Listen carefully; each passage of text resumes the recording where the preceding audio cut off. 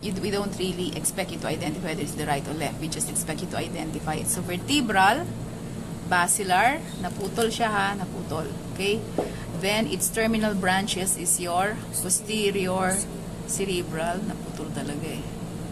And di ko na makita yung posterior communicating. Okay, this is the, ito yung posterior cerebral, ito yung posterior communicating, ano to? Carotid, anterior cerebral. Ito naputol din ang anterior cerebral.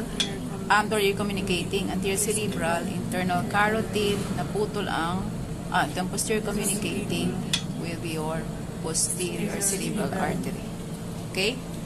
So, the area, this area here is supplied by your, this part, and this part, posterior cerebral. Therefore, if it has lesion, you may have what symptoms? Visual. Because depending on the area supplied. So, visual symptoms may be a manifestation of posterior cerebral. Anterior cerebral symptoms may be referable to the motor and sensory to the lower extremity, while middle cerebral, motor and sensory symptoms referable to the face, upper extremities.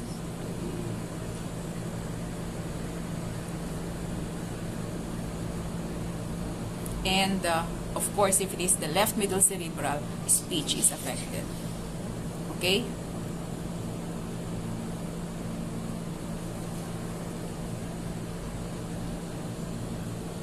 Now, let's go to the basal ganglia.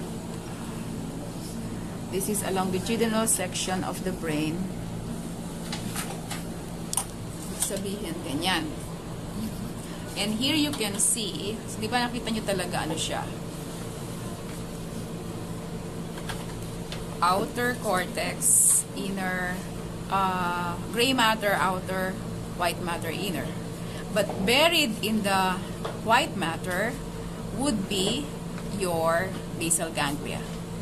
So this is your, parang nawaw. Wala na bang iba?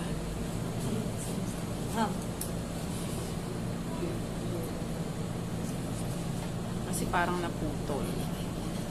Kasi this is the caudate nucleus. So this is, if it is like that, this is supposedly your, this is the genu of your corpus callosum. This is the splenium of the corpus callosum. So this is still your lateral ventricle. This is still your lateral ventricle, but it's horn in the occipital lobe. Okay? So, Dr. Rosales told you in the lecture that the caudate nucleus forms the lateral wall of your lateral ventricle. So this is the caudate nucleus. Now, you can see here the biggest projection fiber, which forms or gathered together at the region of the internal capsule. So this is the anterior limb of the internal capsule. I'm sorry, lateral ventricle, ito yung third ventricle, so diencephalon yan. Thalamus. Ito ang thalamus. Now, as I told you, this is the internal capsule. That's the anterior limb, and this is the posterior limb. The anterior limb of the internal capsule is bounded medially by the caudate and laterally by the lenticular nucleus. Hindi masyadong makita. Kaya nga, ito, lenticular yan, pero hindi niyo masyadong mapansin na gray matter siya, di ba? So, anterior limb of the internal capsule, genu or bent, posterior limb. Anterior limb of the internal capsule, genu, posterior limb. Okay? If you are asked to identify this in the practical and you are asked what type of fiber they are, projection. Kung ito, commissural. Commissural, left and right side. Projection, cortex with subcortical. Association, cortical regions of the same side. Hindi siya lumilipat sa kabila. Association, same side. Commissural, lilipat sa kabila. Projection, bababa. Gawan nyo na lang yan ng mnemonics. Project, malayo. Commissural association kapitbahay. Commissural kabilang bahay. Ha? Kapitbahay. Kapitbahay, same side. Commissural kabilang bahay. Projection, baba. Down. Basta subcortical structures. Okay? Now, the lenticular nucleus, if you're asked what passes through the genu of the corpus of the internal capsule, corticobulbar. Ang corticospinal, dumadaan siya sa posterior limb na internal capsule. Nasa lecture ni Dr. Marasigan yan. So, you can identify the anterior limb, the genu, and the posterior limb. The anterior limb, the genu, and the posterior limb. So, the genu contains corticobulbar, meaning from the cortex to the nuclei of your cranial nerves with motor function. And the posterior limb contains your corticospinal fibers. So, the posterior limb is bounded medially by the diencephalon and laterally by your lenticular nucleus, which is made up of the putamen and the globus pallidus. Ang putamen mas lateral. Ito, putamen, globus pallidus.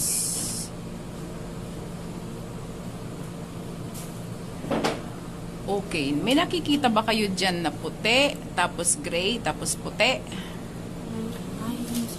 Sinasabi. So, medyo maliit, pero nakikita mo, di ba? Puti, gray, puti. Okay? So, kung ito ang internal capsule, ito ang external capsule. Okay? Yan ang puti. Tapos, claustrum, gray. Extreme capsule, white. Insula or island of rail, gray.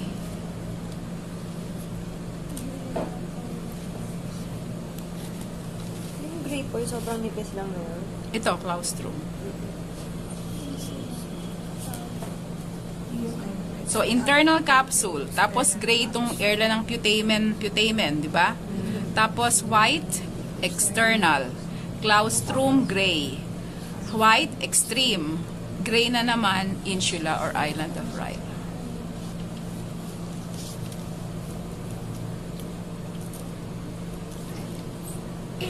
Okay? Now, so kung ito pa identify, cavity, anong cavity yan? Lateral ventricle.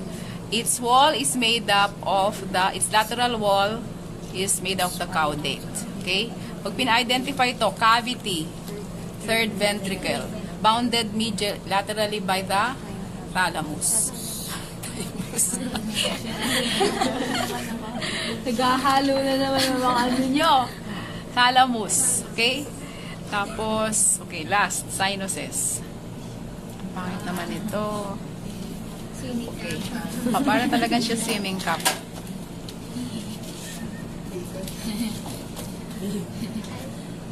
In real life, it is like this. Dali ha. Swimming cup. Swimming cup nga siya.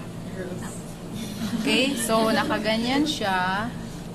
O, tingnan mo. Itong part na to na nasa gitna, dito siya nakasiksik.